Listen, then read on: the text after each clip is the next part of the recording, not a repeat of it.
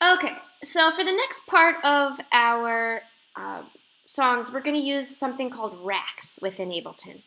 And before we even deal with it within our song, I just want to explain to you what racks are and really how powerful they are. So I just have a MIDI track here, and I dragged on a random MIDI instrument. I chose this 12-string guitar. And just for the purposes of demonstration, I'm going to press record. I'm just going to record a little bit of something.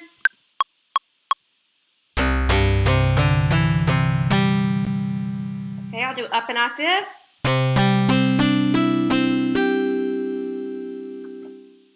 Okay, so fine. I have some MIDI, I have an instrument, nothing big. But what a rack is, it allows us to combine two instruments. I want you to think about when we were dealing with, or when we have dealt with drums, and on the drum rack we've combined various kicks to get just the sound we want. A rack is the same thing, it's the same idea, but it allows us to combine various MIDI instruments. So the first thing, to make a rack, I put one instrument in there, and then I do Command G. This makes a group, okay? And you noticed as soon as I did that, over here on the name of the instrument, it's going to be called instrument rack, okay? So this is a group, and I want to click this right here to open it up, okay? So right now, my instrument rack has one instrument in it, okay? But what I can do is I can add other instruments to it, all right? So I'm going to go find something else to add to it. Let's see.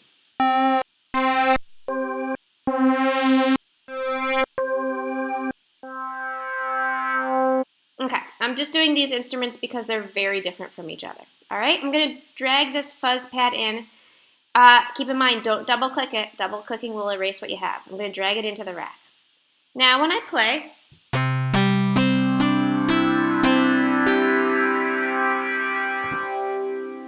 what do you notice?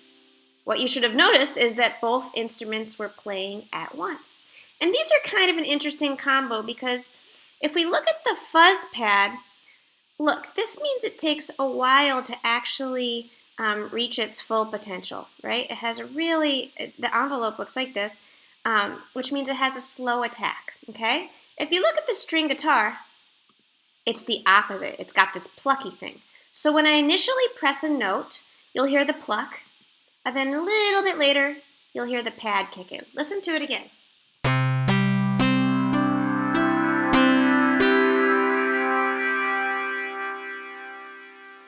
Okay, so that's one interesting thing to think about when combining instruments. Now there's a lot of other stuff we can do that's just like combining instruments on a drum rack. For instance, here we can work with the relative velocities, so I could make this one a little bit louder, this one a little bit softer.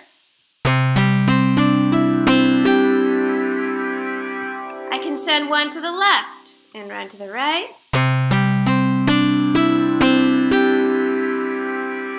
This is something I suggest you do with headphones, by the way. And my all-time favorite thing to do with instrument racks like this is to go in here, press key. And what this does is this allows you to divide up which of these instruments are playing by the octave. So let me give I'm going to put, so if we're just talking high to low, when I play low notes, okay, only the fuzz pad is going to be playing. And when I play higher notes, only the 12-string guitar is going to be playing. And you can see it visually. Watch. Let me go down an octave. Low note. Now watch.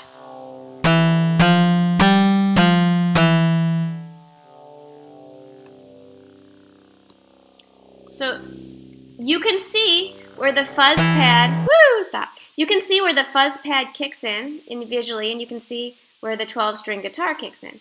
But maybe we don't exactly want it like that. What I usually do when I'm combining instruments, or what I often do, is have the second instrument kick in for the higher notes. So check it out.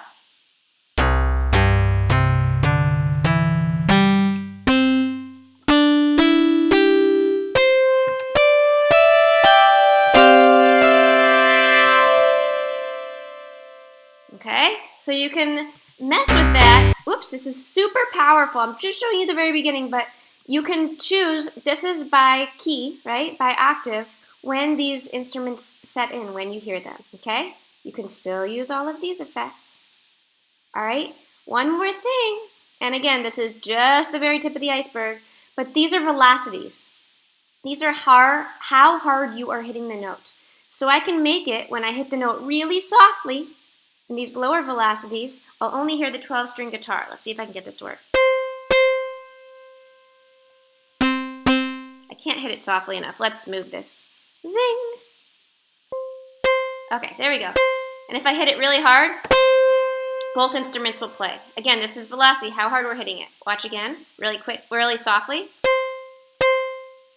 And then super hard. That causes both instruments to play. All right, so before you do anything else, I want you to play with this for a second.